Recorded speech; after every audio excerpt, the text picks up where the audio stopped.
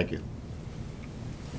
I pledge I pledge allegiance to the flag of the United States of America and to the republic for which it stands, one nation, under God, indivisible, with liberty and justice for all. Thank you, Helen. You do that so well. Before we get started, I want to welcome everyone to our board meeting, but before I get too far down, I want everyone to please welcome our newest board member, Hussein Cumber. Got through rules in spite of what Mr. Townsend said about him, but he got through rules, and we're here, and we're welcome to have you. That's why we put you next to Mr. Townsend, but welcome. Well, you learn a lot. You learn a lot sitting here. Yeah, you will do that. And we'll retrain you and we will retrain you after that. But we want to welcome you and welcome to the board. At this time, I'd ask for an adoption of the agenda. So moved. Second. Second. All in favor of aye? Aye. Opposed? Show it adopted. Safety briefing. Joe Orfano, treasurer. Thank you, Joe. Welcome. Thank you. Good afternoon. Thank you, sir. I have a few announcements. In case of an emergency and there's a need to evacuate the building, the stairway is to the left of the elevators. Please be aware of hazards in this room, which include other people and chairs. Please hold the handrails while descending the stairway, and please descend in an orderly fashion. Our meeting location is at the corner of Main and Ashley, which is the parking lot for the church. Melissa Charleroi has volunteered to call security, and Angie Hires will call 911. Fire extinguishers are also located to the left of the elevators and are only to be used to clear your path. Mike Brost is CPR certified and has volunteered to assist if need be. A couple of other reminders: please place your cell phones in silent. And finally, restrooms are located to our right down the hallway. Again, my name's Joe Orfano. Completed my third month, a rather robust 3 months of service with JEA, and I report to Melissa Dykes. I'm a longtime investor-owned electric utility employee, having worked for NV Energy in Las Vegas, SCANA in Columbia, South Carolina, and initially with Florida Progress in St. Pete. Prior to that, I was in corporate banking. I'm a native of Niagara Falls, New York, where most of my family still resides. And contrary to popular belief, even with the frigid temperatures that we're experiencing up in the Northeast, Niagara Falls never freezes over. So, thank you very much. Thank you. Thank you, Joe. We appreciate it. And welcome to JEA. Now, under presentation comment, nuclear update, Plant Vogel, number 4 and 5. Steve McEnall, Yep. Director of Electric Production Resource Planning. Thanks, Steve. Thank Welcome. you. Hi, my name's Steve McEnall. I'm the Director of Electric Production Resource Planning. Report to Mike Brost, and wanted to give you an update today on the carbon-free, emission-free energy that we're going to be getting from our addition of Plant Vogel. Plant Vogel comes online in fourth quarter 2017 for Unit 3, and fourth quarter 2018 for Unit 4. And when it's online, JEA is going to get 13% of our annual electricity from this carbon-free source. There's a few images here just showing, putting in context some of the materials that we're using. A lot of concrete, over 3,000 miles of sidewalk, if we're making sidewalk out of it. It's going to create 800 permanent jobs up in Georgia. On a local note, the rebar for the plant, about 40,000 tons, or if you put that in terms of feet, about 5,000 miles, enough to stretch from Miami to Anchorage, is being supplied from Gerdau here in Jacksonville. So that's a touch point, a local touch point. And there's some images later on, you can kind of see some of that rebar in action. It's also, it's a very safe project. The RIR is just a little above 1. Their target's 0.8, so they're just like us, they're working to drive that down. To put the carbon-free nature in context, that's going to be 1.7 million megawatt hours of carbon-free power we get annually. And that's the equivalent of taking 90,000 cars off the road or planting over 200,000 acres of forest, as well as supplying all the power for 130,000 homes. Now I'm just going to go through some images showing the progress that was made through 2013 at the plant. There's been quite a bit. This is from early in 2013, the heavy lift derrick, which is a 480-foot tall crane. We'll see a picture of that later on, lifting the containment cradle for Unit 3. I just love this picture because it's sunset and big heavy thing hanging there. All right, here's a couple of side-by-sides before and after, if you will, from January of 2013 to January 2014 of the cooling tower for Unit 3. Okay, so it's progress is pretty apparent there, as well as the nuclear island. That's the part of the plant that houses all the seismic-related equipment, including the containment and the safety-sensitive equipment. So January 2013, concrete hadn't been poured yet, and by the end of the year, concrete as well as several major components were in place. Here's one of the most recent concrete pours, 35 hours continuous pour because of safety requirements. There's actually 2 concrete plants on site, so that if one goes down, the other one picks up, so that they can have a continuous pour. This is the picture that kind of shows a great example of grid house handiwork. That's all that gray stuff is brown stuff is rebar.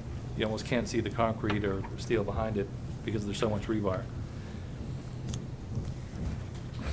And here's a great aerial shot of just from last month, February 2014. There's already been changes since this photograph was taken. That crane in the middle, the big blue one, that's 480 feet tall. That serves both Unit 3 and Unit 4. It rotates on a rail system. Unit 3 is on the south part, and you can see where the turbine building, which is a little to the south of the nuclear island, has gone vertical. Quite a bit of superstructures there. Unit 4 is about a year behind. And then north of Unit 4, so further up the page, you can see the next pieces that are going to be put in place on Unit 3 and also Unit 4. So the containment vessel bottom head is the round bowl that's going to be going into Unit 4, and the circular sections are the next ring segments that go on top of the Unit 3 section. And the large tan building at the top of the page, that's the module assembly building. That's where they construct the large modules to then transport out and put in place in just large sections at a time. This is sort of a schematic. I'm just going to walk through what we expect to have happen this year. So as of January 2014, pardon me, the containment vessel bottom head is in place along with a couple of the smaller containment modules. CA-04 is what holds the reactor vessel. CB-65 is just it's a smaller sump section. CA-20 got placed March 8th. That was the largest single lift, 850 tons. Most of the equipment for the auxiliary building is held in CA-20. And then the other ring sections and also the large CA-01 section, the yellow one, that houses the reactor vessel and the steam generators and a lot of the major containment equipment. So by the end of 2014, this is what we expect the plant to look like for Unit 3. Unit 4, we would expect to be about where we were on Unit 3 at the beginning of this year, because there's about a year time lag between them. So we're just looking forward to end of 2017 when we start getting some emission-free electricity from these plants, and that was the update we wanted to give. Any questions? Any questions? You said there are a total of 800 new employees or 800 employees? 800 new employees. So how many total employees, curious? Roughly. There's two existing units at the site, and there's probably about 1,000 employees with those 2 units. We won't have quite as many of the 2 new units because some of the security types and other employees would be able to be used on a plant-wide basis. I see. Thank you. During construction, though, the employee population reaches 4,000 or 5,000. And during construction, it's up to 4,000 or 5,000 temporary employees, but during construction is a period of about 10 years. Yeah. With 10 years? with peaks and valleys. It started back in 2008, no, 2009, and, has been generally going up. It should be about at its peak for now until Unit 3 is complete. And then there'll be a scale back, and then Unit 4 be complete at the end of 2018. But there's about probably a good 7-year period of really high construction employment. And it's highly skilled, well-paying jobs for the construction workers, too. Steve, just Yeah. begs the question, on budget, on time? It is on budget and on time. There's been no changes to schedule or budget over the past year. There were some initial adjustments, but right now there's no changes. Georgia Power's, Southern Nuclear is the owner rep. Our purchase power agreement is through the Municipal Electric Authority of Georgia, and the owners are Georgia Power, MEAG, Oglethorpe, and City of Dalton, and the project right now is going very well. It's on time, on schedule, as far as the new schedule. So. And on budget. And on good. budget. Yeah. Great. Any other questions for Steve? Thank you, All sir. right. Thank you. Appreciate it. Comments from the public? I see none. Council liaison comments. President Bill Bishop, who is our council liaison, is not here. He had to beg off, Mr. Chairman, and head back to City Hall. Back to City Hall. All right. Ladies and gentlemen, let's move to Roman numeral 3 for board consideration. We have a consent agenda. We're going to do only a single motion. Second and vote are required to concurrently approve and receive the items within the consent. Suggest that items Roman numeral 3A1 requires actions. Items 2 through 8 provide for information. I think that's important. As well as we'll ask for a single motion to approve Roman numeral A1 and receive items 1A2 through for information. I believe there is on the first one will of course be board minutes. I think there's Ms. Townsend? Yes, we're going to make the adjustment that was mentioned in the meeting to note your reflection on the cost of the revenue of JEA. Right. Where it's going to Melissa. I think that's already been taken care of, so that will Right. be in the minutes, yes. All right, with the that adjustment. with the amended board minutes, all in favor, say aye. Aye. I'm sorry, I should have asked for a motion. Is there a motion? So moved. Second. Second. Any discussion? Hearing none. All in favor of the motion, say aye. Aye. Opposed? So it's unanimous. At this point, I'd like to announce that we're going to change the order of the agenda and skip to the reports, F and A portions of the agenda in order that Melissa Dykes will make a presentation on Roman numeral 4A9, and that will be listed in your book as FY 2015 budget assumptions. Once Melissa has completed that, we'll resume the normal order of the agenda and proceed with strategic decisions. 4A9. Yes, Okay. Roman numeral 4A9. Okay. Melissa, welcome. Thank you. Good afternoon. Good afternoon. Big numbers, huh? Ooh. Just a logistical question. There are a handful of presentations that I've been asked to summarize briefly from the Finance and Audit Committee. Would you like me to summarize all of those while I'm up here, or would you like to separately Why don't we have do it those addressed? separately if you don't mind? I Very think good. it'd be good if there are questions, if you don't mind. No problem at all. Thank you, Melissa. Is that okay, Mr. Chairman? Um, Chairman Bowers, Finance and that's Audit? fine. Okay, I should have asked the chairman first. This presentation is a recap of information that was provided to the Finance and Audit Committee regarding our fiscal year 2015 budget.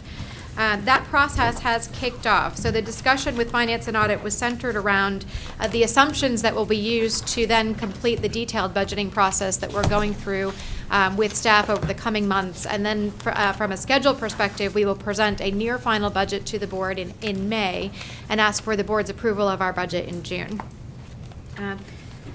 In terms of key strategic issues and risks that are incorporated into our budget does incorporate some element of all of the strategic issues that are talked about on this first page of the presentation. We have continued strategic plan implementation, including a focus on continued employee engagement in that plan. We have a focus on workforce readiness, as we discussed in our pre-board meeting. An emphasis on financial performance and flexibility, incorporating no unit sales growth, fuel flexibility, expense management, pension cost uncertainty, and an continuing emphasis on debt reduction. Our future environmental constraints on electric generation loom large, with the 5 major EPA rules coming our way that could have a significant impact on our business that we discussed at pre-board last month. We also have environmental constraints on water, and water resource management and health of the St. Johns River are key issues that are incorporated into our budget in terms of the strategic issues and risks. Our budget does also incorporate some major challenges ahead of us. Our fuel and purchase power costs remain volatile. As a data point, our natural gas prices are 3 times more volatile than the S&P 500. So it's a very volatile commodity, and we continue to watch that. JEA continues to benefit from our ability to trade off natural gas for solid fuel, however, based on price signals. So we've got that flexibility in our generation mix. Our revenue projections are flat sales in both systems, which captures the combination of modest economic growth coupled with the continued customer efficiency improvement that we talked about during the pre-board meeting.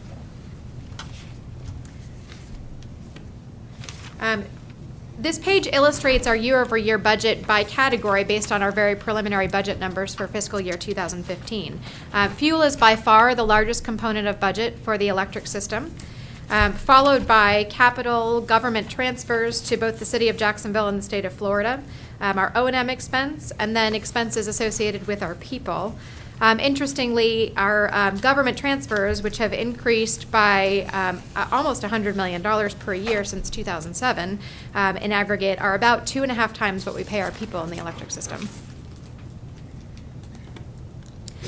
And this is a similar chart for our water and sewer system. Largest expenses in water and sewer are capital expenses, both debt service and ongoing capital, followed by operation and maintenance, government transfers, and salaries. And similar to electric, our government transfers in water and sewer are almost 1.5 times our salaries for that system.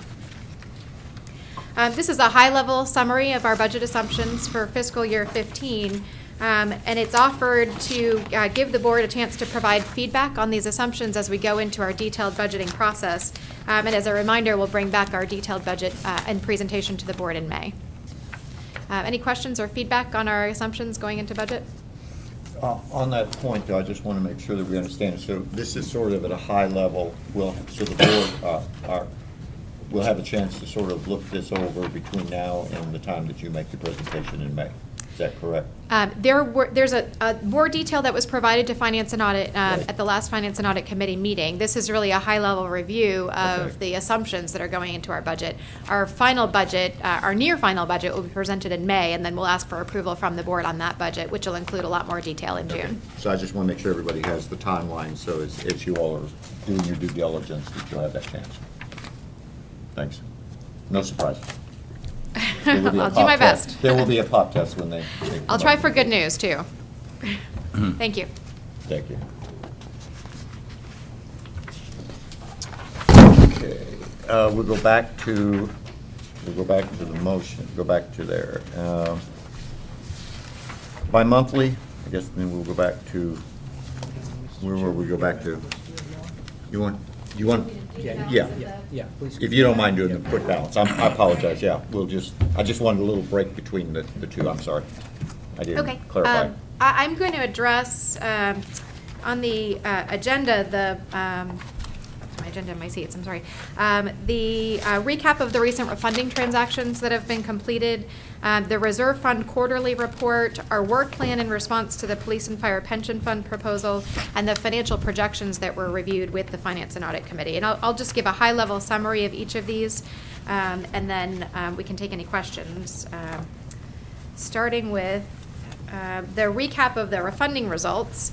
And to give Joe Orfano, who gave our safety briefing, some kudos, these were his first 2 refunding transactions as treasurer here at JEA. The first was an electric system refunding, about $288 million, of which $65 million was a fix-out of existing variable rate debt. So continuing to offload some of the risks that we've got in our debt portfolio. Generated PV savings of just over $33 million, so a tremendous result in that refunding. The next is a bulk power supply system refunding that's for Plant Shearer. It was a $72.5 million refunding, actually put out in a fairly choppy market, but still able to garner about $15 million in present value savings. So that's a great result in both of those refundings. We are, as we discussed with the Finance and Audit Committee, though, nearing the end of our significant refunding opportunities that we've been able to take advantage of over the past 3 or 4 years. We have 2 more that we're expecting in late spring, early summer of this year. One is for the St. John's River Power Park, and the second for water and sewer, and then the calendar should become much lighter after that, depending on what happens with interest rates. Any questions on refunding results? So those really are for this year, these are really the last 2 big ones that we're going to have an opportunity to leverage. Those are the last 2 that we're anticipating at this time, but if the market provides for opportunities for us to do other refundings for savings, we'll bring those to the board for consideration. Melissa, would you clarify, you mentioned savings, and the savings are utilized To reduce debt. They go directly. They accrue to the reduction of our debt obligation. Thank you. It's already spent. The next item I'm going to, I'm sorry, questions on that one? No. No. Just reinforcing Helen's thoughts over there. The next item I'll talk very briefly about is the Reserve Fund Quarterly Report. This is a report that's provided to the Finance and Audit Committee each quarter. It's provided to ensure perfect transparency into the reserves that JEA is carrying in both the electric system and the water and sewer system. These reserves are a critical component of our credit rating. They support not only our debt, but also the operations of our utility. They are broadly divided into unrestricted reserves and restricted reserves. Restricted reserve funds are ones that are dictated by our bond resolutions and generally tied to requirements by our debt. I'll highlight one particular reserve fund for this discussion, which is the Fuel Stabilization Fund. As of the last quarter, we were projecting a year-end balance of $135 million in that fund versus a $95 million target. We have, however, seen that projection decline by more than $30 million over the last 3 months. So the discussion we had with the Finance and Audit Committee was to defer a decision about whether or not to do a refund to our customers of that excess until we have a better understanding of what the fuel markets will do over the coming month or 2. In terms of unrestricted cash, we have 131 days of cash in the electric system, which is how utilities typically measure their cash positions. That's compared to a Moody's AA scorecard of 150 to 250 days. So we're still below the Moody's guidance at our credit rating. For days of cash, we supplement our days of cash with a line of credit that would apply to both systems. In the water and sewer system, we have 107 days of cash that we're projecting at year end, and that compares with a sector median at our credit rating, at a AA credit rating of nearly 400 days. So we're carrying, again, less cash than our peers are typically carrying in the unrestricted category, but we supplement that with our line of credit. Any questions on any of the reserves? Mr. Chairman, Yes, go ahead. isn't that a point of contention with the rating agencies? It seems that I recall from our meetings that the issue of days of liquidity is something that they kind of have high on our radar. It is, and particularly because our number of days of cash in both systems is below the medians at our rating level for our peers. And so what we've done is over the past 18 months, we've replaced our line of credit providers with one that's got a higher credit rating attached to it. So they tend to give us more credit, so to speak, for that line of credit that's supplementing our cash position. But it's one that we need to be very careful about when we have discussions with the rating agencies to give them comfort that we have adequate liquidity in the system. I just wanted to make sure, and I apologize. On the electric, it was 131 versus what they were recommending was 150 to 200? 150 to 250. 1 to 150. And then on water and sewer was 107 versus 400? The median AA rated water and sewer utility carries nearly 400 days of cash. Wow. Okay. Mr. Chairman? Yes. Melissa, just going back to the fuel line, it's under unrestricted, but I think it'd be helpful we had a little bit of a conversation that said finance and audit, but a little bit of a conversation that of the savings in that one line item has some restrictions on what it can be used for and what it can't be used for.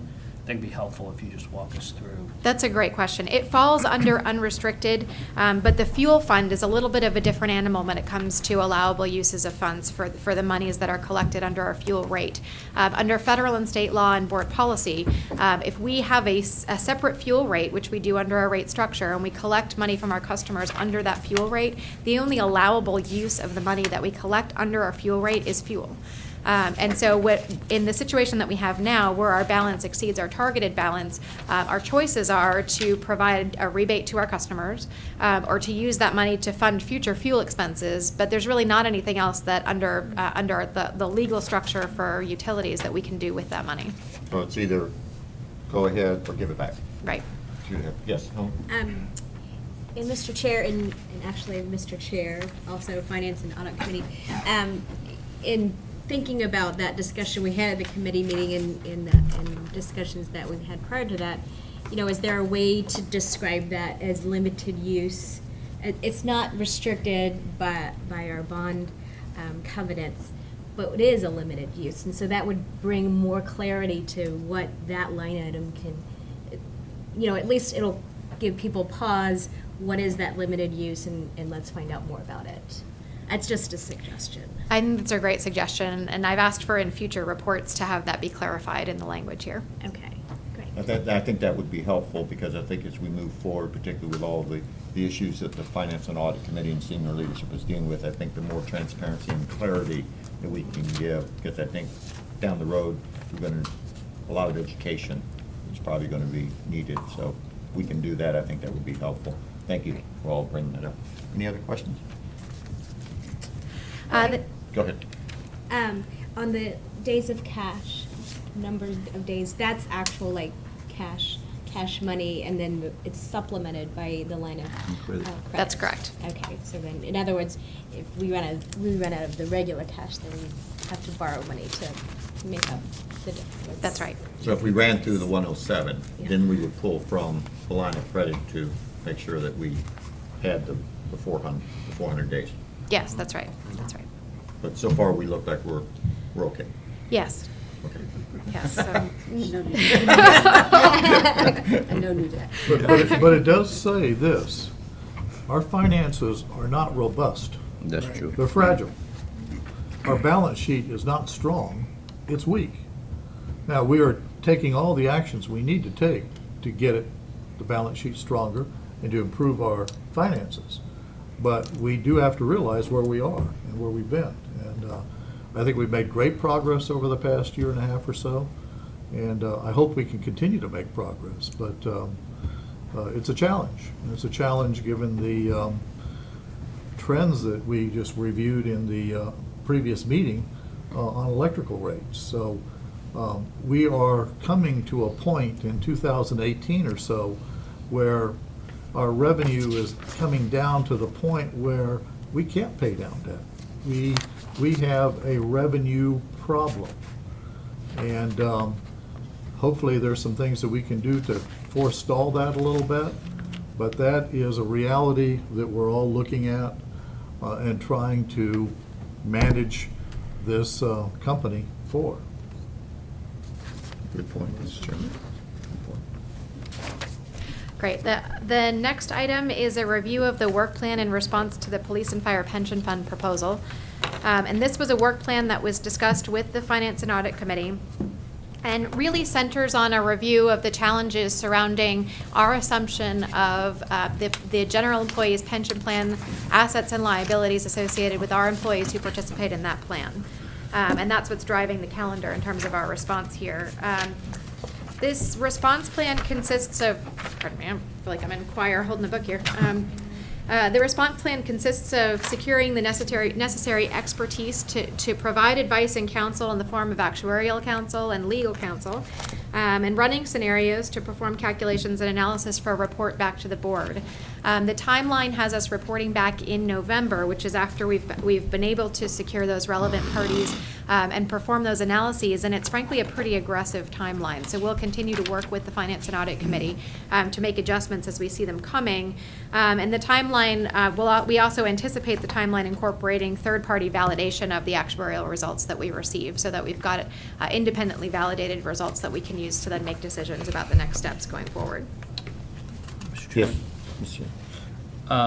Melissa, when does the RFP go out? Because it still has a past due date on the. Yes, we're contract. going to change the due date, and I'm sorry I don't recall the due date that's in it now, but we're anticipating sending it out March this week. 4th. And we'll update that due date to allow for sufficient time for So it responses. hasn't gone out yet? It has not gone out yet. It will go out following this board meeting. I really do want to thank the Finance and Audit Committee and you, Melissa, and your staff on the timeline, but I particularly, though, is the thoughtfulness that you all have incorporated in, because I think you made the comment of the analysis and how, one, I think the analysis needs to be transparent. I think there's no question the objectivity and the thoroughness of it, but I think important is that, as I shared with some of our friends in the public domain, is when that report comes out, and I know that you all are doing this, but from my perspective, is we want to make sure that it is understood with clarity.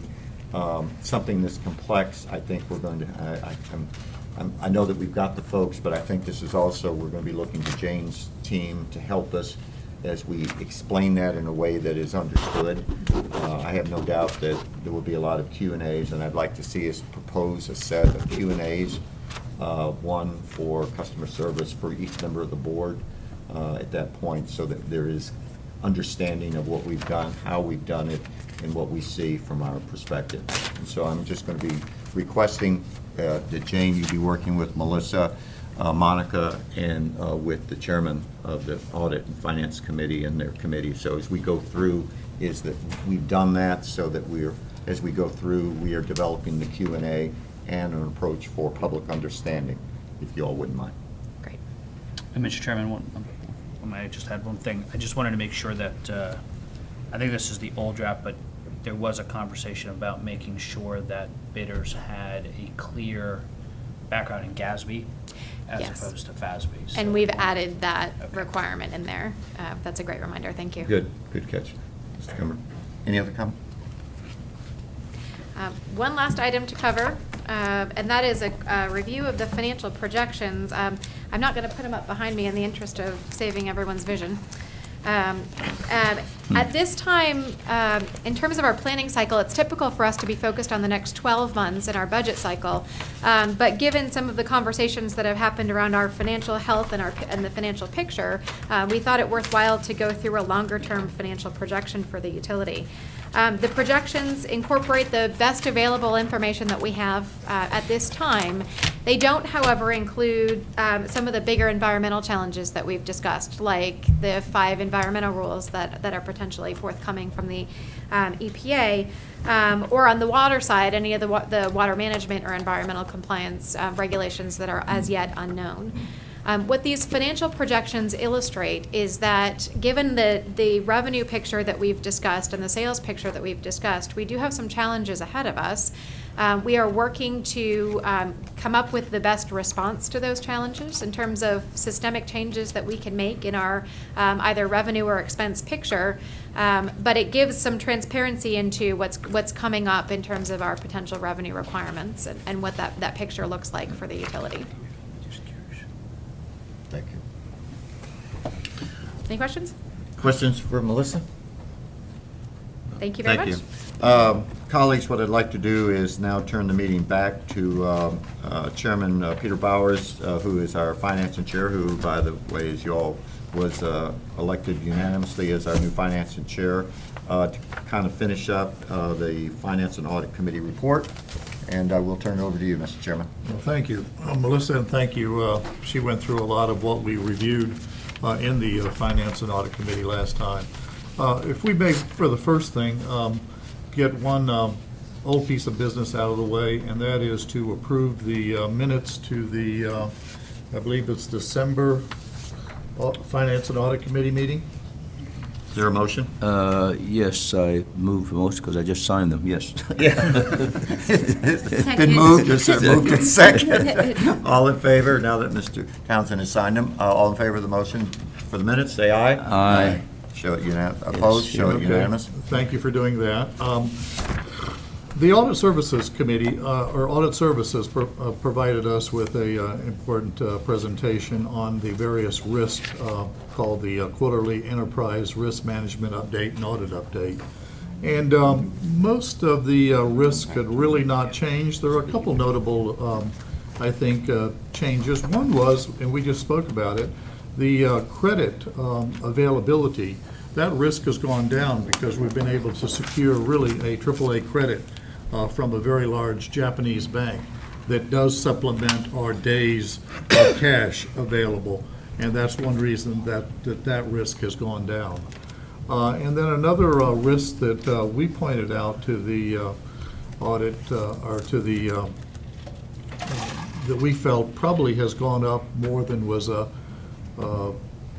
stipulated on the review, was the external stakeholder risk. And that, of course, also deals with our relationship with the city government. And that risk has obviously been heightened by the recent events. And we have suggested to management, and we're all willing to participate in this, is that perhaps we need to have as many meetings as we need to have, as far as that goes, to explain our financial situation and our projections, so that it's not such a surprise, and that we can all come to the same understanding as to where this organization stands. I think there's been some misunderstanding of some of the reserves, like the a reserve for fuel, that it could perhaps be used for something else that it cannot be used for. And at any rate, that was the suggestion. The other thing that we reviewed was a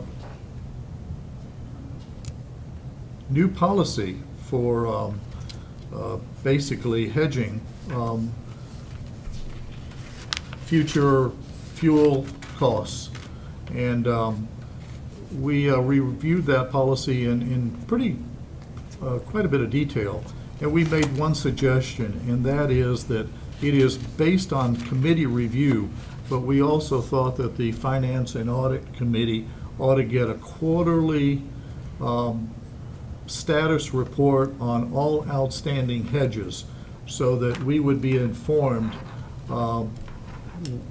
where our risks were. Too often, these things don't go exactly as you would like them to go, and the sooner we might know that, the more we can give some proper oversight to the process. I'm always a little wary about hedging. It's an appropriate thing to do for a utility like ours, but I think the more oversight, the better. So I think that's been included in the policy, and with that, we recommend that policy be adopted by the entire committee. By the entire board, I'm sorry. You've heard the motion for an addition to the policy. Is there a motion? I'll second that. Motion? Second. All in favor, discussion? All in favor, say aye. Aye. Opposed? Show it unanimously adopted, and it's with the new addition to the policy, and I think, of course, we'll make sure that it is spelled out in the minutes. And then I think, Paul, you had a few comments about board review. Yes, and I some did, others. Mr. Chairman, and I have several items here that I would like to explain and then refer back to Mr. Bauer to call for a motion for approval. So each one of these items seek approval of the board. And the first one is the We'll board. do these on an individual basis then. We can do that, we can do that. If we don't mind, we'll move quickly then. The JEA Board of Directors Annual Self-Assessment Survey. For a number of years now, the Finance and Audit Committee has been doing a self-assessment, and it came to the committee's attention at the recommendation of Chairman Townsend that this might be appropriate for the full board. Finance and Audit Committee considered that and suggested seeking approval for the full board to do an evaluation, self-evaluation and assessment of the board, and we would propose that that occur in December, so there seems to be a heightening of involvement and understanding of where we are after the presentations in New York, et cetera. So we would move that the board adopt recommend that the board adopt a self-assessment survey. Is your motion? So moved. Second. Second. Discussion. All in favor, say aye. Aye. Opposed, show it unanimous. Next up, the resolution determining the sufficiency of revenues for our St. Johns River Power Park bond resolution. This is an annual event where the company stipulates that there are sufficient revenues to service both the debt and the operations. We've been doing this now for almost 20-plus years on an annual basis, and management has studied the issue and recommends this action for the board. Heard the recommendation, is there a motion? So moved. Second. Second. And then Discussion. All in favor, say aye. Aye. Opposed, show it unanimous.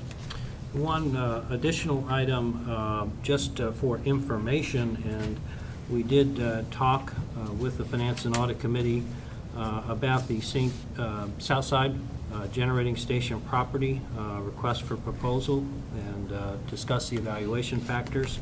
And we did launch that and put that request for proposal in the marketplace late Monday of last week.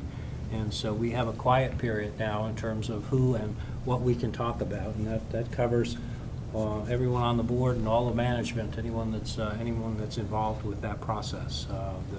It runs through, I believe, May 5th, in which case it closes. We go through an evaluation period of those that have responded, and we will then make a recommendation to the board. We plan to do sort of a workshop and give appropriate time and dialogue for the board to make a decision, and that decision will be whatever the board comes up with at that point in time. This request for proposal in no way bound the board in terms of seeking anything from the market. We'll assess the market value and, to the board's pleasure, make the decision.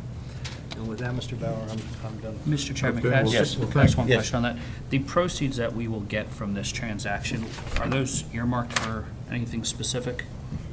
The utility currently holds a $28 million asset on its balance sheet for the remediation of that property. So first and foremost, any funds would go to reduce that asset. Great, thank you. Okay, well, thank you, Mr. Paul. The committee, the Finance and Audit Committee, also received a report from Jody Brooks with the Office of General Counsel, and that report was received for information. It was some of the outstanding litigation that we have ongoing, and we may get into greater detail on some of those in a future shade meeting. The next Finance and Audit Committee meeting will be on May 12th at 8 a.m. For those who are on the committee. And I think there's been a little bit of adjustment on that committee. And we'll just have to make sure that we know exactly who is on that committee. Mr. Cumber has been unanimously assigned to be on the committee, and we will Volunteered unanimously. That's how we we may always have to adjust the numbers because obviously we're starting another committee as well.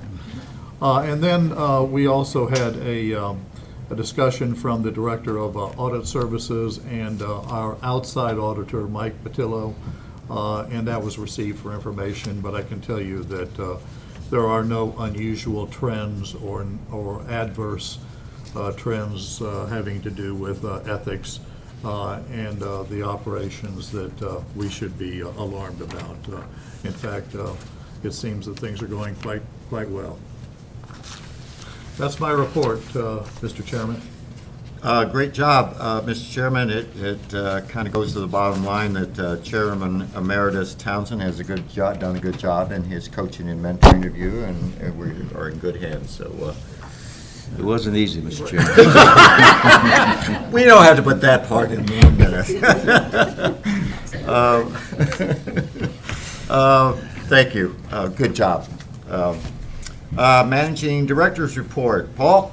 Oh, no.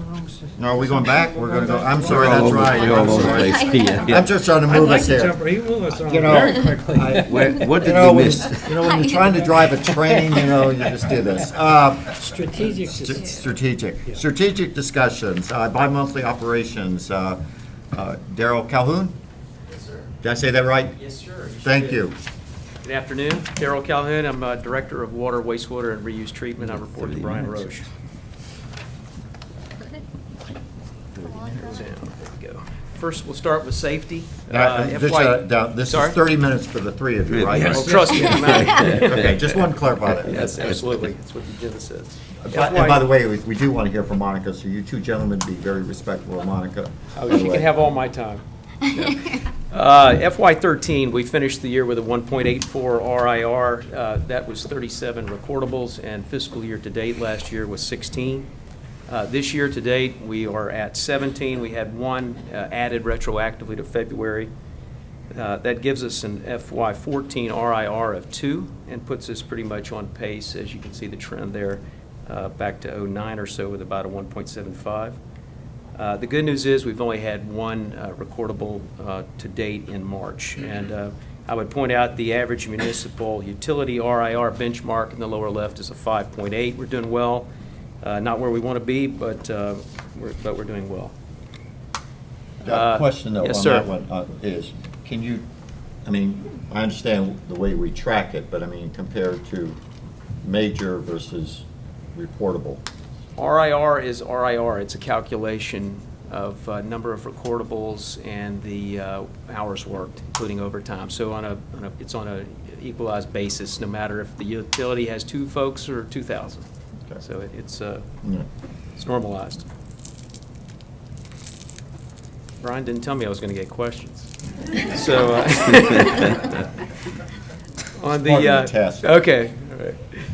On the financials here, first and foremost, our FY14 water and sewer unit costs, our KGAL metric, are favorable when compared to both budget and our fiscal 12 targets. You can see that for water costs, we're at $4.19 per KGAL compared to our budget of $4.20, and then the FY12 CTA of $4.55.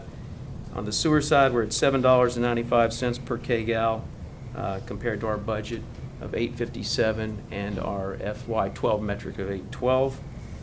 Our forecast expenditures, both O&M and capital, are combined $20 million below budget. You can see down in the bottom there the delta between O&M and capital.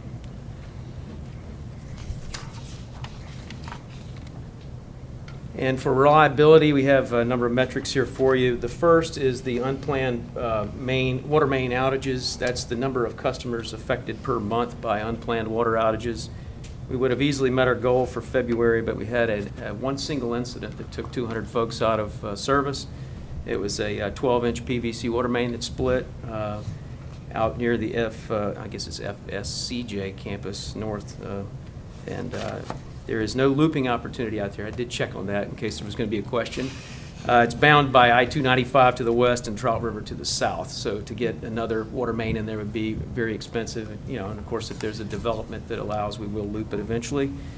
But we would have met our goal except for that one split.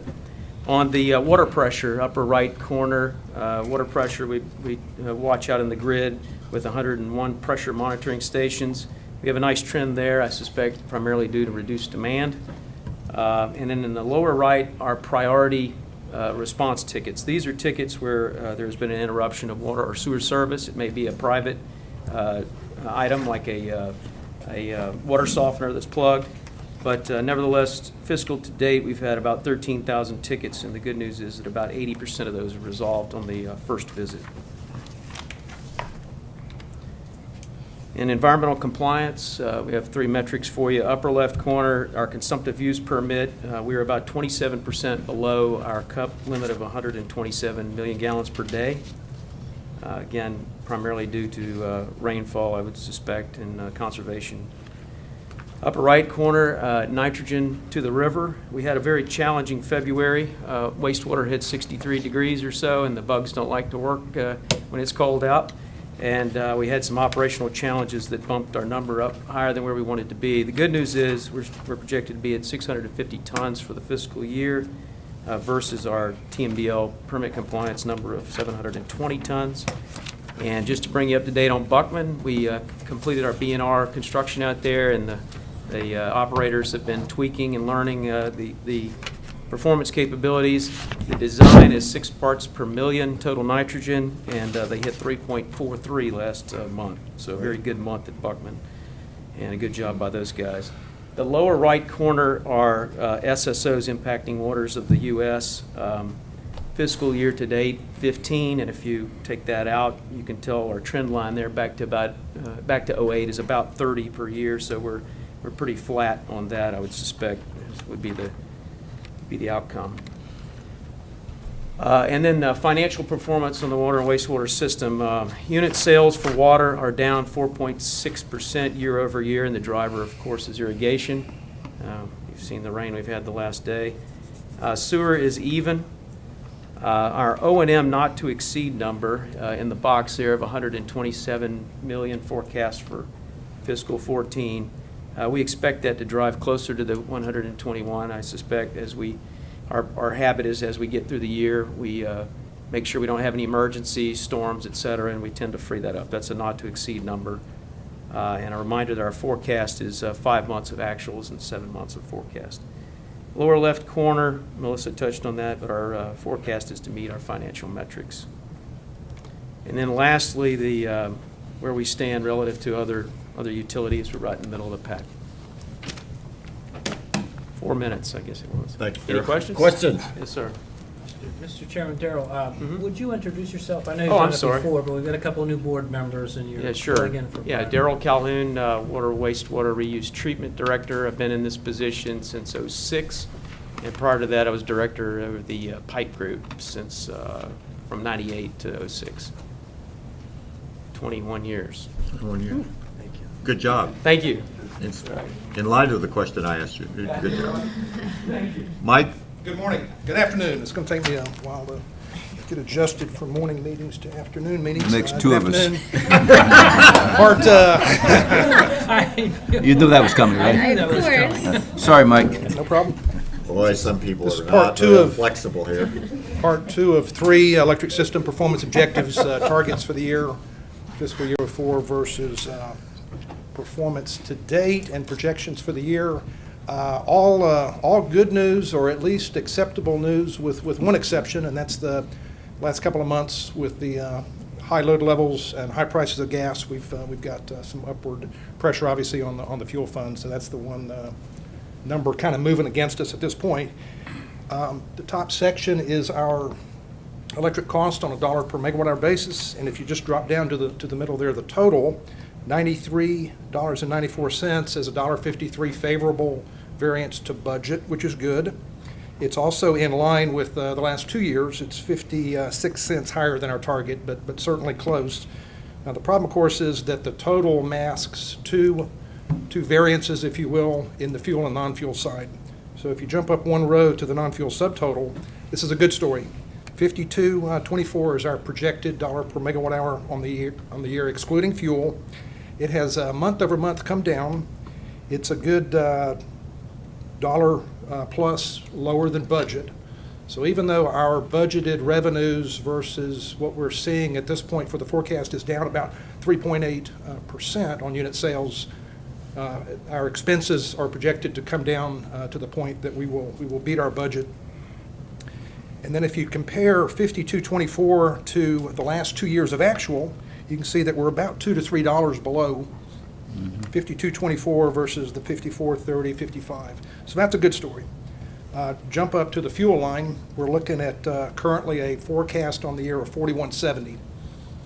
That number has gone up $2 in the last 2 months due to the phenomenal winter we had in January and February.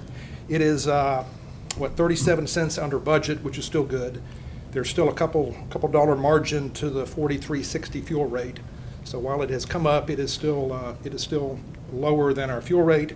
But if you compare 41.70 to where we've been the last 2 years, $3 higher in round numbers. So The fuel is, compared to the last 2 years, up on a dollar per megawatt hour basis, about $3, but our non-fuel spending is down by a comparable amount, which zeroes you out pretty much neutral on the total. What are you seeing in March so far? I'm sorry? What are you seeing in March so far? The Better. weather's moderated Yep. quite a bit. Well, we started the first couple of days with some decent weather. Gas today is $4.60, so it has come back down. This number, 41.70, all of these numbers are forecasted. We're looking out over the next 6 months to finish out the year.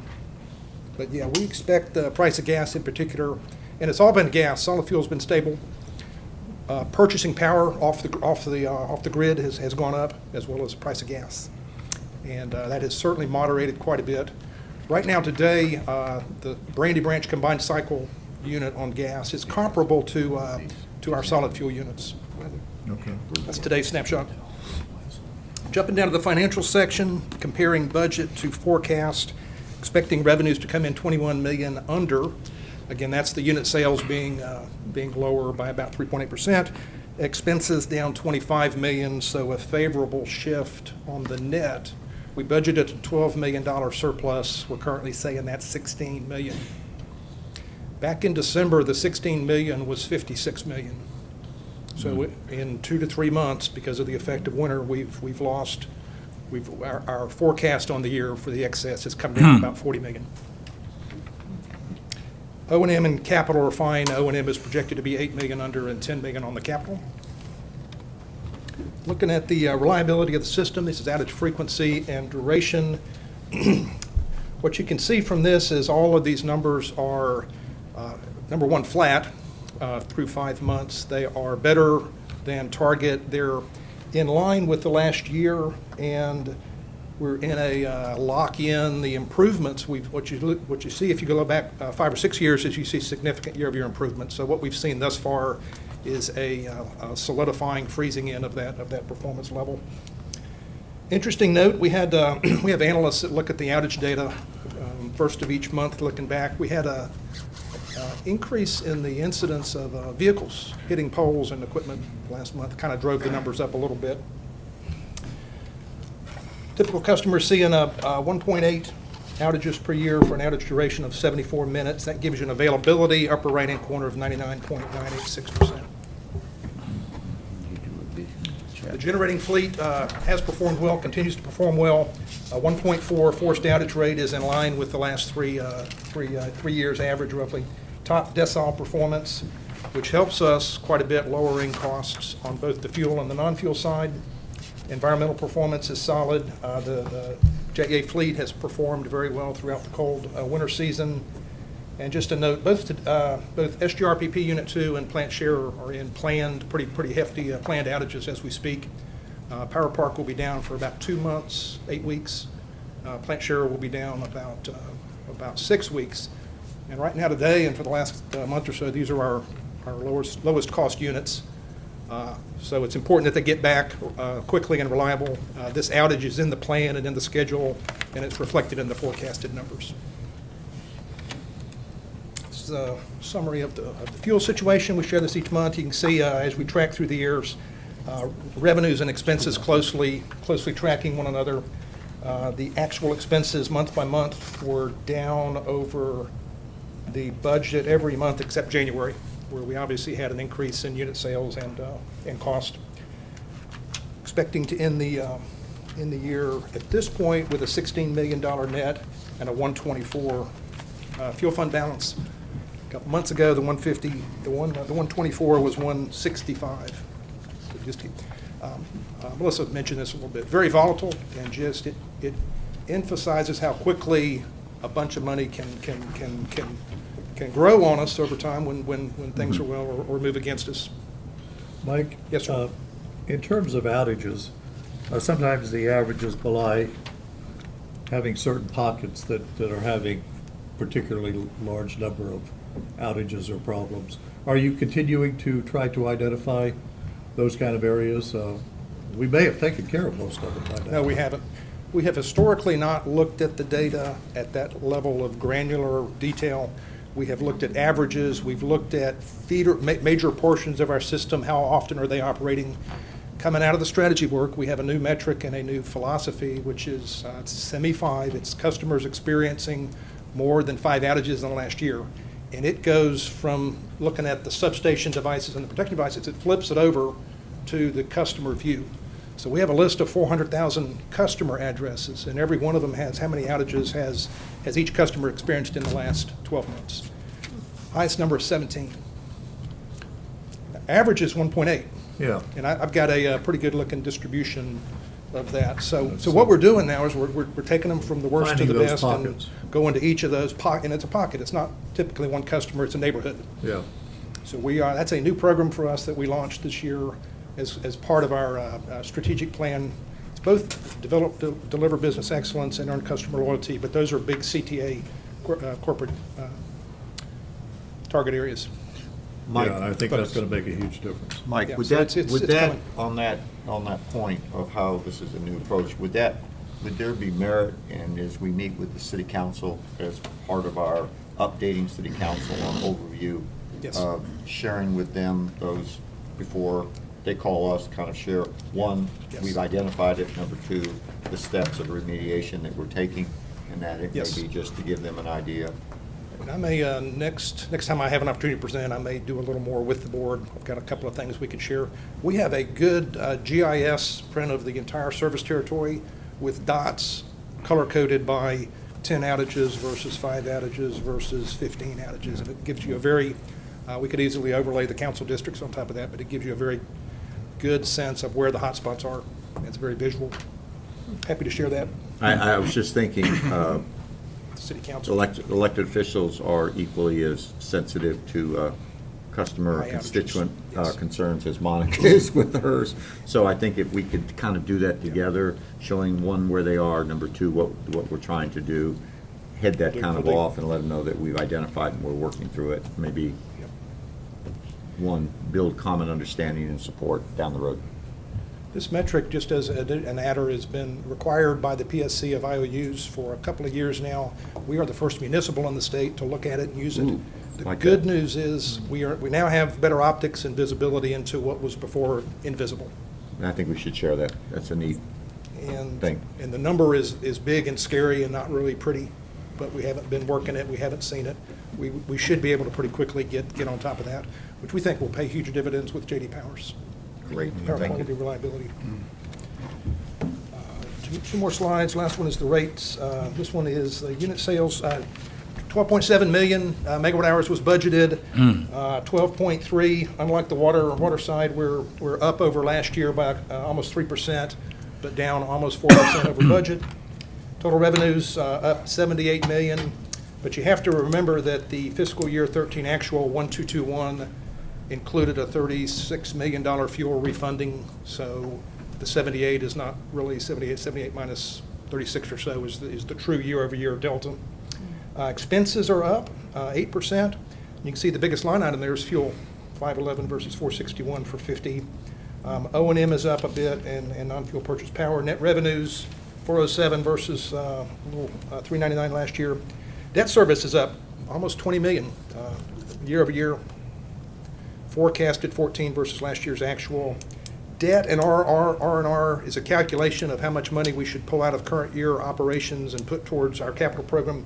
You can see below that we currently plan on spending only 98 of that, so we are under spending relative to our calculated R&R and OCO numbers.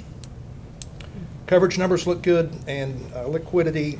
Expect to pay down over 200 million in debt this year, ending up at 3.5% and about a 75% debt to asset ratio.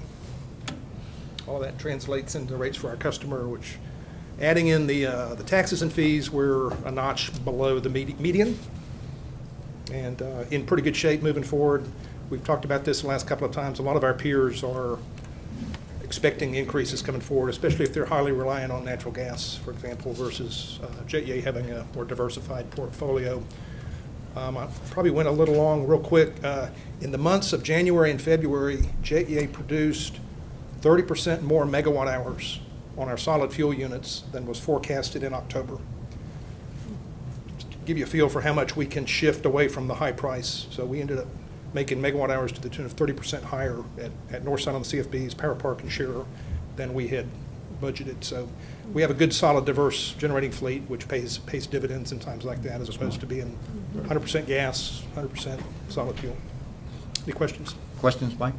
I think this number on the debt service is rather revealing in that we've paid down debt, yet the debt service has gone up, which means that interest rates are Yes, impacting us. yes, good point. And that is going to continue to be a challenge for us. We knew we were chasing that, trying to Yes. get our debt service down before interest rates got too high. And that's going to continue to be a huge challenge for all of us. And that's, the increase is despite the excellent work by Melissa and Joe's group on refunding, which we continue to do. It would be even worse. Thanks, Mike. I think that really, what that really does is sort of underscore what Chairman Bowers is saying, is the volatility of this environment and how fragile Interest. our business, our business operations this is. And I just, again, tee it up for how we need to really be looking at this on a regular basis and doing it, so. Yes, sir, thank you. Good work, Bill. Thank you. Thank you. Monica? Good afternoon. I'll add to what Mike shared with the CME 5. I think the close partnership with our teams is really critical, and that does exist, and we do work closely together. So in addition to the work that they are doing, they do work with us on that, and our team is putting out communications to those areas, letting them know about the reliability work that is being done to improve their reliability, and then we thank them for their patience afterwards. So just as a side note to add there. So for our customer update, this is, as you know, our J.D. Power metric that we're looking at. Right now, we stand in the second quartile for the residential survey, first quartile for the business survey, which is final for the year. We expect our next round of residential results on April 15th, so at the May board meeting, I'll be able to provide you an update on status update there. As you also know, there are several optional programs that we do monitor that our customers can participate in, because they continually do show that the more customers that participate, the higher satisfaction. Everything is on track except for budget billing, but I am happy to share that e-billing and budget billing did see some good movement over the last few months and is continuing to. And JEA My Way, which is our prepaid program, we're really starting to make that available and market that more now, and it has taken off. While these numbers here show 1,700, we are well over 2,000 now, so we are going to blow this goal out of the water with very little marketing, and really customers, particularly those that struggle a little more to get a larger bill at the end of the month, have really found this to be a positive program, and so seeing great success there. Likewise, our payment channels, there's a whole driver to customer satisfaction around choices and options of how customers receive and pay their bills. Our goal is to transition people from the mail, the office, and walk-in to electronic. Customers who pay electronically do tend to be more satisfied. That movement is continuing. We're better than the national benchmark on this, but we are continuing to see people move from mailing in their check and actually walking into a branch to pay, to JEA.com and Easy Pay in particular. Those are the two that we're seeing the most movement towards. First contact resolution is a stretch goal for us this year. Again, that focus and that goal is for us to take care of our customers' needs the first times without them needing to call back. We are seeing some improvement there. I don't know if we'll hit our goal for the end of the year, but we are certainly identifying where our opportunities are. And in some cases, there are processes in our policies that are requiring the second and third callbacks. So we're looking at those opportunities and seeing where we can make those improvements. But one of the changes that we did put in place is that whenever we do get that feedback or the survey result that says that we did not take care of that the first time, we do have a supervisor contact the customer, see if we can resolve the matter and get feedback so that we learn more and can continue to improve. As part of our volunteering, this equally is a very big part of the customer satisfaction and corporate citizenship driver. We are continuing to have a pretty aggressive goal this year with nearly 500 employees participating in employee volunteering in the community. February was a good month. March is expected to be a very busy month for us, and again, continuing to have great success there. I will share that on our business customer satisfaction, this was one of the areas we saw a significant jump, specifically where customers noted that they saw more JE employees themselves out in the community doing volunteering, and that did help with movement in their rating of satisfaction. As far as communications, we continue with our communications and customer education. Again, a very important part of J.D. Power customer satisfaction. What I'd like to point out here is that as we've gotten our results through the year for J.D. Power communication awareness, that we have improved by several percentage points in both the residential and business satisfaction survey, which is very important in educating customers, and likewise keeping our costs down right now with 1 cent per contact between all of our different communication channels. One of the other items that we committed to monitoring this year, because we knew we were making changes, well, we monitor it internally, but to actually bring to the board, is looking at our receivables and our write-offs. And that is because we knew we were making changes in our deposit policies and some different policies to bring more balance for the customer, and we wanted to make sure that we were keeping an appropriate eye on the customer revenue. So these numbers are all looking good, in line with our normal trends and well below the industry targets. And in this case, below is good. At the last board meeting, I think there was some questions to customer assistance and impact of utility bills for our customers. And so Melissa and I had worked together and decided that I would answer some of those questions through here in our customer update. And so I think this part of this chart was presented last month, where we're looking at the self-reported, where customers were self-reporting their income and then self-reporting their utility bill, and the percentage of their utility bill to their income, and that's the green line. What we did, based on some of the questions, was we overlaid census data as far as household income to really show that amongst our customer base, what percentage of our customers fall within the different income levels and the percentages. So what this chart shows you is that for 30% of our customers, their income, household income is $30,000 a year or less. And that makes up about 5.5% to 7.5% of their utility bill makes up 5.5% to 7.5% of their total income. And then the other 30%, their utility bill making up somewhere between 3 and 5.5%. And then you'll see how that goes across the spectrum. What we also looked at was poverty levels, and why poverty levels are important to share for our service territory is because this is really where customer assistance ends up being available. What this slide shows us is, this is coming from census data. What this slide shows us is that we have nearly 50,000 families in our service territory that are at or below poverty levels, okay? What we tried to do by looking at zip codes is you'll see we have 2 zip codes where greater than 30% of the families in that zip code are in the poverty level, and that their utility bill makes up nearly 10% of their annual income. Whereas you look at the other extreme of some of our zip codes where 2 to 5% are within poverty level, and it makes up less than 3%. Of their income. We also then tried to give you a view by county overall as a service territory. Somewhere between 12 to 13% of our customer base, the families are living within poverty level. Why is that important? Customer assistance. Do we know what the national average is?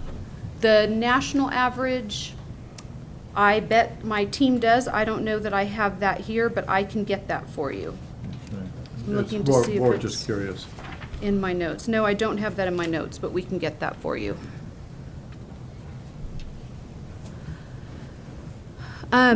I think in the past you've heard me talk about our interest in working around customer assistance programs and making sure that we have programs in place to appropriately assist our customers by partnering with local help agencies, our neighbor-to-neighbor program, making sure that our policies around payment extensions, our education efforts, our demand-side management program for low-income customers, that we have a robust effort in place to help our customers. We do have a customer assistance program right now. We do have a voucher program.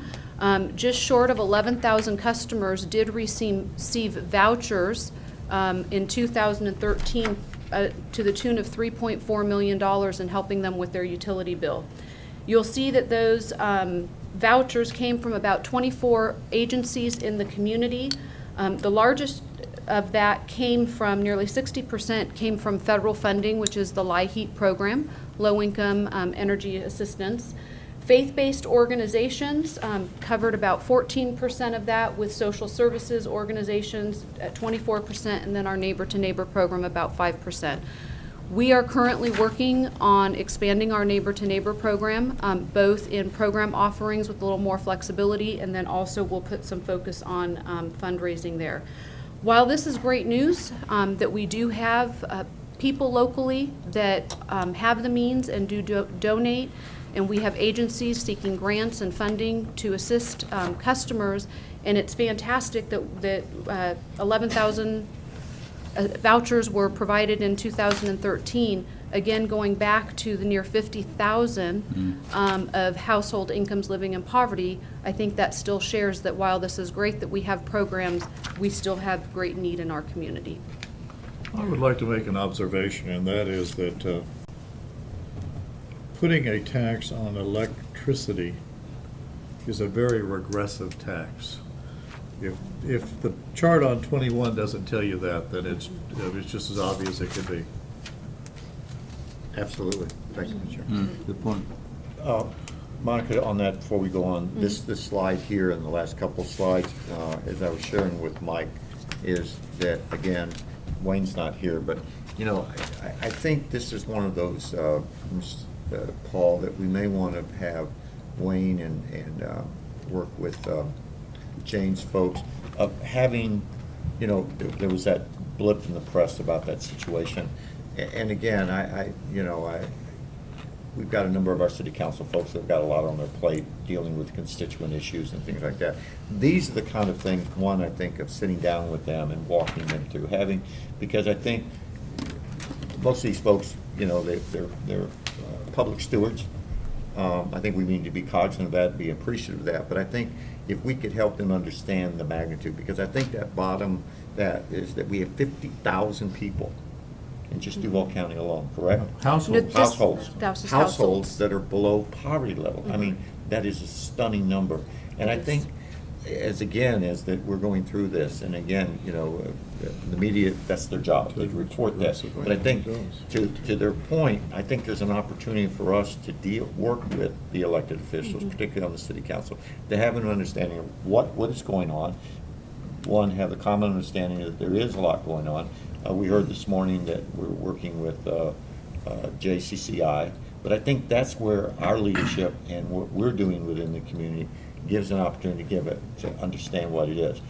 We've done a lot, as you said. We still got a long journey to go. Absolutely. And again, as I think our new chairman of Finance and Audit has talked about, and Melissa's talked about, we're also looking at challenges. And so I think, observation, as this board is moving forward in the next couple of years, unless we see a change and an uptick in some of those charts, that challenge is going to become greater. And I think it's only through common understanding are we going to be able to work together. Because this issue, unfortunately, that number there may grow. And, you know, they're going to be looking who can help us. So I think if we can work with Wayne and Jane going forward, I think there's an opportunity there to work with our city council and some of the agencies out there, as well as JCCI. Just a thought. Absolutely. Mr. Chair, Yes. along those same lines, as we pointed out before, with regards to our job to educate, right? We talked about the restricted funds, right, for fuel. In this case, the education is, yes, there's a need, 50,000 homes, but we are restricted in what we can do, right? So part of the education is, yes, we recognize there's an issue, but we're also bound by law that we can't do anything about it other than to bring it to the attention of our council persons and the city. And part of that funds that we write the check to them every year, if they want to, I'm not telling them what to do, but if they want to put it in a bucket, right, to address those 50,000 homes during a harsh winter or a harsh summer, the funds would be available to them, right? But it's up to them to decide where they go. So when the articles come out, instead of the implied finger being pointed at this agency, right, then they can make a proper interpretation and say, hey, you know what, this is in our seat. This is in our area of responsibility for us to do something about. And that's just education. You know, so Joe the plumber, the guy reading the op-ed in the paper, he doesn't know that we do not have the ability to help subsidize folks on the poverty level. He doesn't know, and it's our job to make sure he does. Exactly. Just to reiterate on the education part, colleagues, I shared this with our Vice Chair, Weatherby. Just one of those little factoids. We have city council elections coming up. Probably have got a couple reporters here who'll keep me honest here. I think a minimum out of 19, we're going to have 10 vacancies. We could have more. So to the point of, you're talking about more than a majority of the city council will be brand new next year. So I think on this thing of education and having them to understand that education, I think the sooner that we prepare for that, you get to the primaries, the general, but they're going to be, when you're dealing with somewhere between, it could be as many as 10, 12, whatever, however the election works, there is a huge challenge, opportunity for that education purpose. And I know that is an issue that Vice Chairman Weatherby is looking at, is that we, build common understanding to have that education. So as we begin to look at how we can, working with the council members now, what are those key factoids that we can share with them and use that as a trial run come July 1st when the new council is sworn in, just to underscore what you're saying there. And also particularly the points that Chairman Bowers was taking. We're in this together. Yep. But there's only so much we can do, but if we're in it together, we understand the roles and responsibilities. So I think that kind of goes to what you're doing, but I think it goes back to our stakeholders, more than just the ratepayers, but to the elected officials, which I think we have a responsibility to get there. Very good. And then my final slide was just sharing some of our continuous improvement efforts around our customer assistance program and opportunities as we continue to move forward. How do you increase funding for neighbor to neighbor? Just curious. Communication and marketing, making it available for people to know that they can contribute. Do you have a goal? We are going to. Okay. So those are some of the things that we're taking a look at right now. One of the things that we've identified as Neighbor to Neighbor has been in place for quite some time. So we're also looking at updating the program and doing some improvements to the overall program. So that's what we're working on. Okay, thank you. Very good. Questions of Monica? Monica, thank you. Thank you. Just one thing. Yes, Helen. I'm sorry, on the increased funding for Neighbor to Neighbor, I was just shopping with my daughter, and they asked me if I wanted to just round up, which only ended up being 3 cents, and I said yes, because it's only 3 cents, but I'm thinking if everybody Yes. did that, so if maybe on the Neighbor to Neighbor program, if we could have something like that, but I don't want to create a whole bunch of administrative yeah. nightmares, but something, that might not be a big chunk for everybody once a month, but everybody together would be a lot. Those are a lot of different things we're looking at, different amounts that people can give on their bill, rounding up to their bill, one-time contributions. So those are some of the different efforts that are being looked into. So. Great. Good. Very good. Thank you. Any questions? Thank you, Monica. All right, ladies and gentlemen, if we will go back to our agenda on page 2, other new business? Any other new business? Any other old business? Seeing none, we will go to page 3, Managing Director, CEO's report. Paul? Thank you, Mr. Chairman. First and foremost, want to thank the board members. We had a busy day today. We covered a lot of ground and had a lot of great dialogue. And over the last couple of weeks, we've taken a good bit of your time, and you volunteer your time and your intellect, and for that we're grateful, and so are our customers. I wanted to thank and point out, we had the opportunity to hear from Steve Mackinac today. Steve, He's our nuclear engineer from MIT. We heard from Joe in terms of new treasurer, and Darrell, stepped in very well. We spent some time talking about workforce development. So these are the types of folks that we've got backing up the senior leadership team throughout the utility, and I'm certainly proud to see that group of individuals grow and nurture under the leadership training we're trying to deliver in terms of the strategic planning and changing culture. So thanks, guys. Great job. I wanted to just talk to Mr. Bauer's point for a moment there in terms of the inequities of rising energy costs in our country. And I did a paper 4 or 5 years ago, had an opportunity to speak to a national forum on this very issue. The regressivity of this tax, both here locally and what we see in terms of our bills, but also equally nationally what's occurring in terms of the potential threat to tax-exempt financing, is just a extremely regressive tax or form of taxation. And make no doubt about it, it hurts the poor, the fixed income, and it hurts our businesses as well, because our businesses, when we look at the component of their bill, they have a higher portion of their bill is on fuel, a lower portion fixed. So that percentage increase on fixed just hurts businesses too, and those are two areas that we just don't want to harm in our community. And I think really that even goes more broadly than Northeast Florida.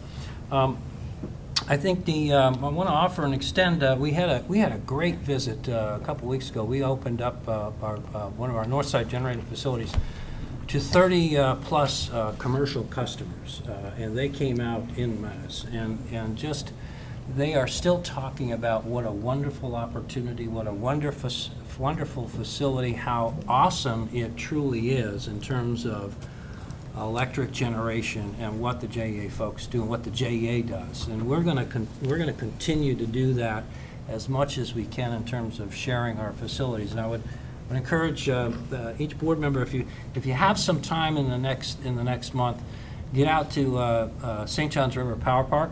They're undergoing an outage. It is absolutely no trouble for any one of our people at the facilities to give a tour. They absolutely love it. And so in that outage, the turbine is going to be wide open on the floor. You're going to be able to see the generator and all of the inner workings of how power is made. It's really something to see. So if you got just can take an hour on the way in, way home in the evening, and then finally, I think probably, and I hate to leave this a little bit on a negative note, but I think maybe Melissa might help, but she's gone on a well-earned vacation here. When we looked at the numbers, we had very good reports on the electric and the water sewer business. Compared to prior year, we're a little bit ahead, and that's good. But again, this year in the planning, we're chasing volume. So we're chasing the budget, we're chasing sales. And so compared to budget this year, and we've done that practice over a number of years, that the unit growth is just not there. So from a budget perspective on electric system, as Mike indicated, we're down 3+ percentage point, 3.8%. That's $25 million of revenue we're making up through O&M cuts and through adjustments in the system. And on the water sewer side, we've got $6 million that we're making up again. We're chasing unit sales. We have learned now 5 years running that the sales reduction is systemic in nature. If people have adopted lower efficiency, it's not just the weather anymore. And I think that supports just our view going forward. Thank you, Mr. Chairman. Thank you, Paul. I have 5 quick points for the chair's report. Number 1, welcome to our newest board member, St. Cumber. As he may not share, he and I have been friends for a very, very long time, and he is an extraordinary new and valued member to this board, and you will come to appreciate, one, his intellect, but his bandwidth of the understanding of the business community, and we are very fortunate to have Hussein here, and I would encourage you take advantage of the tour. It is extraordinary. It is pretty good. Number 2, I want to say congratulations to our new Finance and Audit Chair, Mr. Bowers. It sounds like you've done a great job, and yes, and I think our Chairman Emeritus did a good job in getting you ready. I want to thank Vice Chairman Weatherby, who is now going to chair our Workforce Development Subcommittee, group who I think is going to be coming together, and I'm going to ask our CEO, starting, it'll be April, May, June, so maybe at the June meeting, we will have those reports. I'll look to her to put together her committee. Second to last, colleagues, you have a copy of the Managing Director, CEO, his 2014 goals and objectives. I would ask that you will spend the next 2 weeks giving your due diligence, looking at that, and please, if you could come back, send that back to me via the office here. So I'd like to report at our next board meeting where we are, so that we can begin to do on a regular basis, begin that evaluation. I again want to thank Chairman Townsend, who has kind of been the leading advocate for getting this done, and so that we can set in place a process that's going to do that. Mr. Johnson. Chairman, just a question on the distribution of this, the managing director's goals and objectives. Should that be sent to you or someone else? I'm trying to recall, I think in the past it was sent to general counsel or something? With General Counsel?